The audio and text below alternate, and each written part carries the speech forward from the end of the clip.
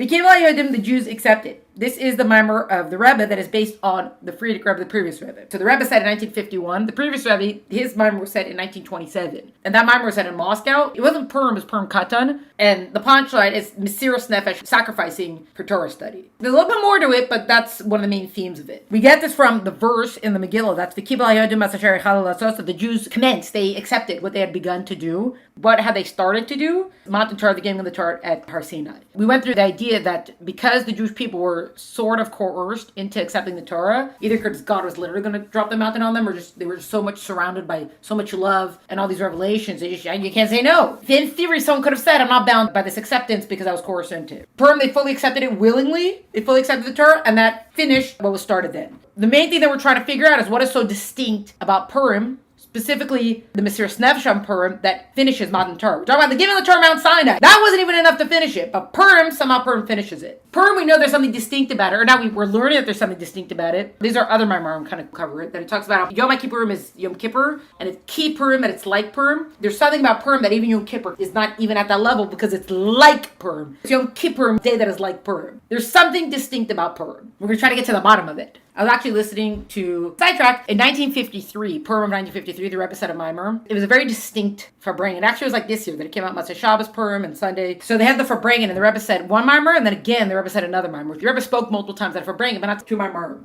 And it's very interesting because in 1953, the Rebbe said the Maamar. He tells this whole story about how the first time there were elections in Russia. So I think it was the Rebbe Rashab. Rebbe Rashab was the fifth Rebbe. Told everybody you have to go vote. We have to be part of this process. We have to make sure, etc. So described as one guy who really just a good Jew, good chas. He doesn't know anything of the voting and the politics, but the Rebbe says you have to go. He gets dressed in his Shabbos clothes because the Rebbe said, so we have to go. Goes and he casts his vote, and as he comes out from casting his vote, there was like a whole political rally going on over there. It's not like America where you have to be away from the area. And they're all singing like, hoorah, hoorah. What does he know? And he's like, hoorah! He's like, oh, hoorah with everybody. If you know Hebrew, hoorah is he is bad. The Rebbe starts saying it in the Farbrengen. The Rebbe's describing how he says the hoorah and like is doing this chant, and everyone's, what's going on right now? Then they kind of get the idea like, oh, maybe we're supposed to be joining this chant right now. All the Chassidim are saying together, hoorah, hoorah. This was on Sunday, I believe it was. By Thursday, they find out that Stalin had died.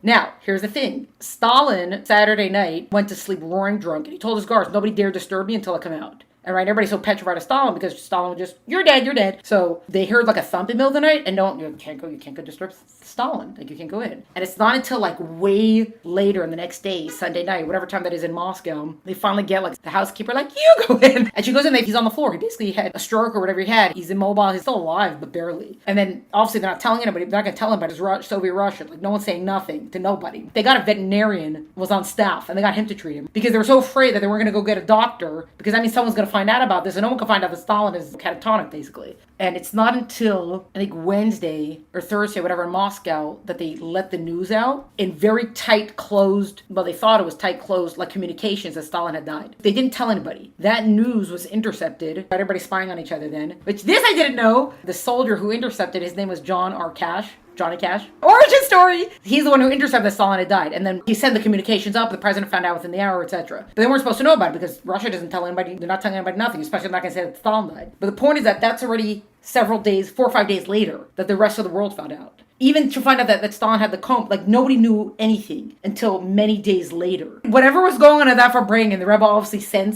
understood something. Everybody's at this physical Farbrengen in New York, and the Rebbe was, in a spiritual sense, not fully there, and understanding that something was going on, that he's leading this chant. Was there some sort of court case going on up there about like what's going to be? Definitely there was something going on there that affected there's for sure. Anyways, back to this. So, we went through the whole thing that at the beginning of the Torah, the Jewish people had spiritual heights. We went through all the different kind of miracles that they saw. And also physically, we're at heights. We had just been freed and getting the tablets. Charis engraved. Charis is freedom. We would have been free forever if they hadn't been broken. Seems like Purim is not the ideal time to be finishing what was started at the beginning of the Torah. It's the exact opposite. Not only is it not great spiritual heights, it's doubled darkness. Darkness of exile, darkness of the time of Purim. And they were in extreme physical danger. Haman wanted to take everyone out. So what was it about Purim that makes it distinct? We get to the idea that they had Mesiras Nefesh. They displayed self-sacrifice for keeping Torah. Not just that, but they studied Torah in public. So no Jew said, I'll just check out to save myself. And also specifically in public, we will display our Judaism. As we keep saying, remember this is 1927 in the Bolshevik reign that the Frierdiker Rebbe is saying this. And then to add to all this, Mordechai is the one who brought out this extra level within the Jewish people, specifically through teaching Torah to school children. And we saw that with examples also that even the school children themselves were willing to sacrifice themselves when Haman came from Mordechai.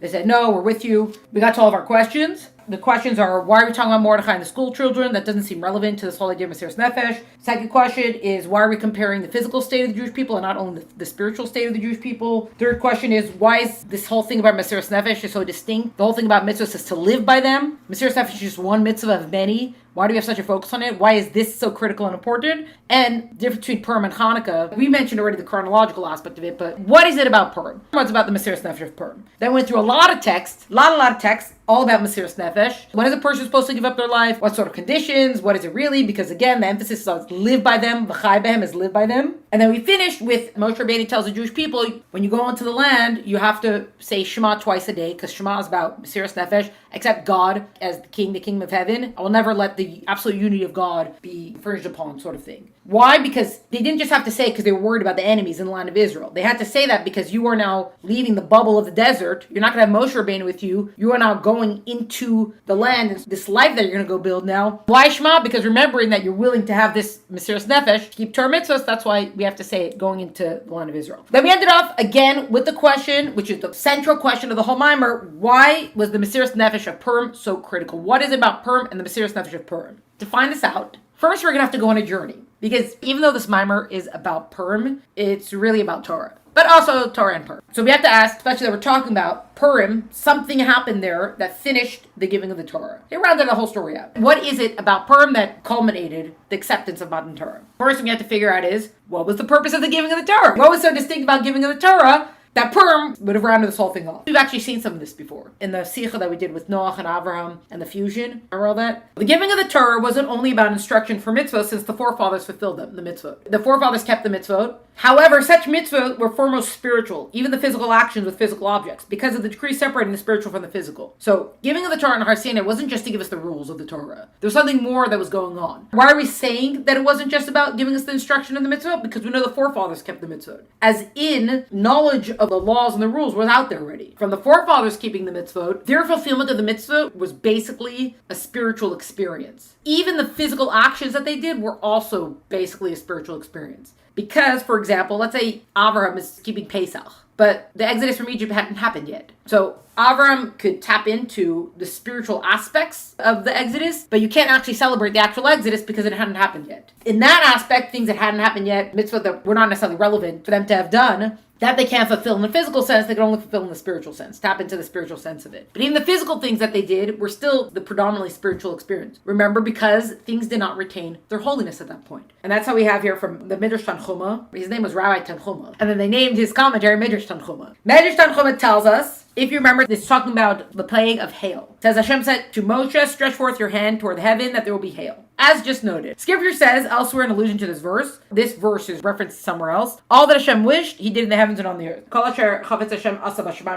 from Tehillim. Whatever God wished, whatever God desired, he did. In reference to the heaven, the Olam blessed be, he said, the heavens are the heavens of Hashem. Hashemayim shemaim la'Hashem, va'aretz nasan l'bnei Adam. The heavens are the heavens of Hashem, and in regard to the earth he has given to the children of men. As in, the heaven is for God, as in spirituality stays spiritual, physicality stays down on the earth physical. There is no crossing of the two. There is no unifying of the two. In general, they're at odds with each other. They're antithetical to each other. When Hashem first created the world, he kept them separate. That's why the forefathers doing the mitzvot, there was no retention of the spirituality. This may be compared to a king who decreed that the people of Rome should not migrate to Syria and the people of Syria should not migrate to Rome. Everyone stays in their place. There's no commingling going on. And similarly, the Olam blessed be he decreed when he created the world, the heavens are the heavens of Hashem, and the earth he has given to the children of men. However, when he decided to give the Torah, he abrogated the first decrees and declared, Torah is given, Hashem's like, never mind this, new rules now. Let the earthly beings ascend on high and the heavenly creatures descend below, and I'll be the first to do so, as it is said, and Hashem came down upon Sinai. So God says, I'm going to initiate the process. Hashem came down on our Sinai, and it's also written that Moshe said, come up to Hashem, hence all that Hashem wished he has done. So they're using this verse to reference the fact that whatever God decides, so he does. Originally, he kept everything separate, and then he said,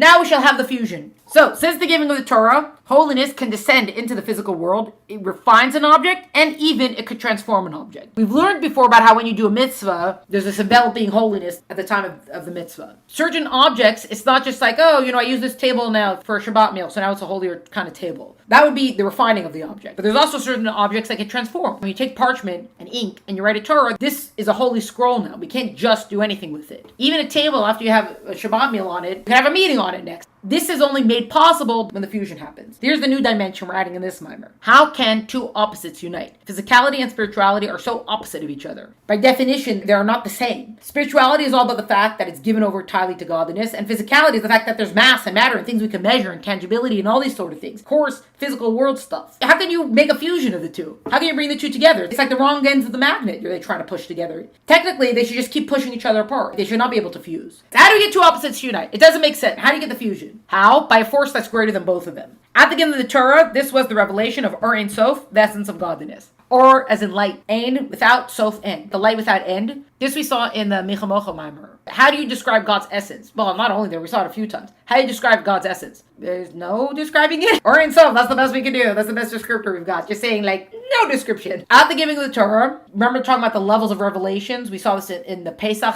Maamars that we did. We've seen this also with the Sicha. We've seen this idea that there's a great revelation at the giving of the Torah in Har Sinai. So when you have an overriding factor, two opposites can connect. Two opposites can unite. We're going to see now this whole thing from Tanya. This is from Megillah Kodesh. This section that we're seeing in Tanya is going to describe how Gavriel is the angel of fire, and Michael is the angel of water, and the angel of kindness. Gavriel is the angel of fire, the angel of Gevura. Fire and water, they don't mix. They extinguish each other. So how do you make peace between them? Only God can make peace between them because God overrides. Think about if you have something that's going on, some sort of group thing, and you have personalities that are clashing. What makes them not clash anymore? You have to have something bigger than both of them. Even a good example would just be Judaism itself. How do you have so many different kinds of people are Jewish? Because there's something bigger than all of us. Torah, Judaism, all of it. It's bigger than any one of us, which is how you could have so many different types and colors and origins. All of this for Judaism, because we're all given over to something that's bigger than us. Any people who are getting together for a cause that's greater than they are, that's where you can actually see a commingling of all different types. You won't see that when people are too stuck on their own selves. Then it clashes, and you don't see unity and stuff.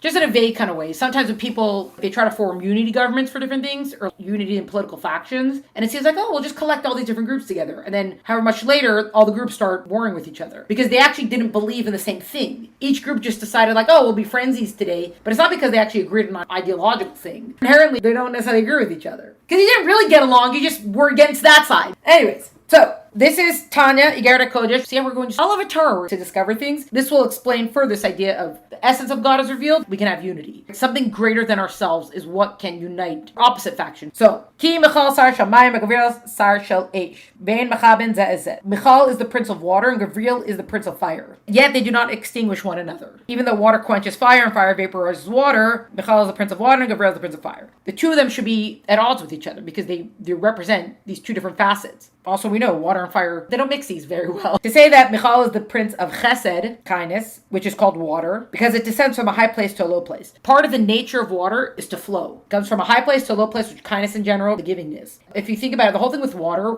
doesn't fall down a waterfall because of gravity per se. Water falls because water flows. Water just keeps spreading. It just keeps going. That's what kindness is indicative of kindness. Versus fire, the nature of fire is to always go up. Any way you hold a candle or match, the fire will always go upward. So that's a much more restrained, disciplined approach to things versus just spreading this and being all over. In spiritual terms, this descent is the bestowal and diffusion of divine life force from higher to lower worlds. Angel Michael is the angel of the prince of chesed, kindness. That's called water because it's descent from the higher to the lower. Benevolence and givingness, divine force coming from the higher world to the lower world. Fire's nature is to soar upwards, spiritually represents gevura, severity or strength. Remember what we learned in the Sicha, that it's actually a higher form of kindness? And the upward withdrawal of the flow of life force was not to bestow it except through an intense and immense contraction. Symptom contractions. Fire doesn't just give, or this attribute of gevura doesn't just give. It takes things into account. It gives in a very modified, measured sense. These attributes are in conflict. Chesed representing unlimited effusion, just wants to give, spread all over the place. And gevura representing limitation and contraction. But only when they are in their pristine state as attributes.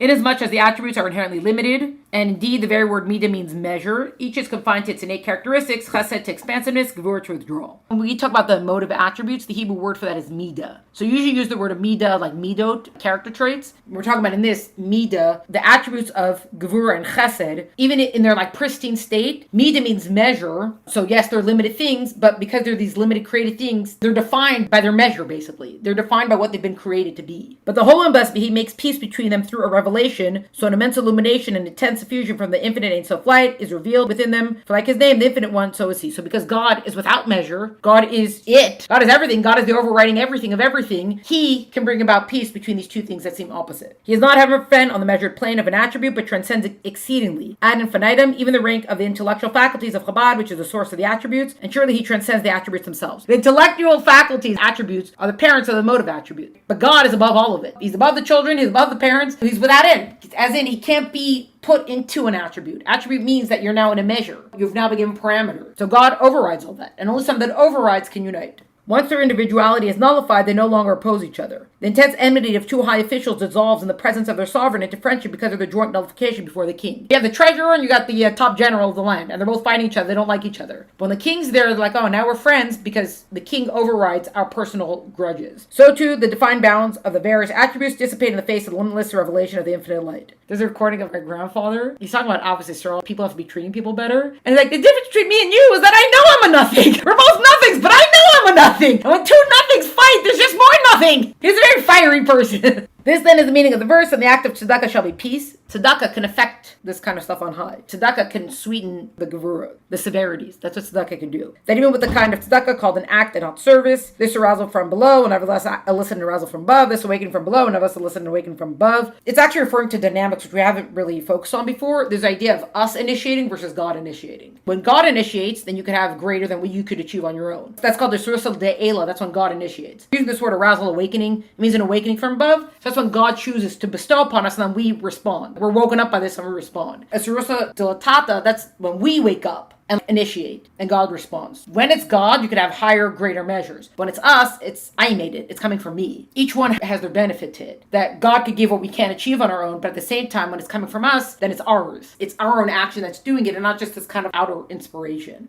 One arouses the manifestation of the infinite Ein Sof light with a great illumination and intense diffusion. We're trying to awaken from up above. We're trying to awaken this overriding force, this overriding light, intense light without limit. And peace is brought about in God's high places between Michal and Gabriel. Chesed and Gevurah, and also within the terrestrial retinue, the lower worlds. This lowly world, however, there will be no manifestation of this peace and other refinement and separation of the evil from the good until the ultimate time when evil will cease to exist. Messianic times, we will be able to experience this, and these two opposing forces, there's peace between them. We'll be able to see it manifest here. It's actually kind of good to stop here. We're going to enter right now is a whole section, and this is really what the bulk of the Rebbe's Maamar is about. It's going to introduce these three aspects. And these three aspects are going to be applied to a few different things. It's going to be applied to mitzvahs themselves, our approach to fulfilling mitzvot, Torah itself, our approach to studying Torah and studying halachot, and these three approaches are possible through the giving of the Torah and Har Sinai. It's called Tachton, which is the lower aspect, usually like the physical approach. Elyon, the higher aspect, which is a little bit more the spiritual approach. Bittul is the nullification, the subjugation. The higher aspect and the lower aspect unite. We talked about this whole thing with Michal and Gabriel, the two sides that are opposites, and we even have the example of two officials of the king. How do they both unite? Is if they put aside their own individual egos for something that's bigger than them. So Bittul is when the physical and spiritual, per se, nullify themselves. They put aside like the individual characteristics,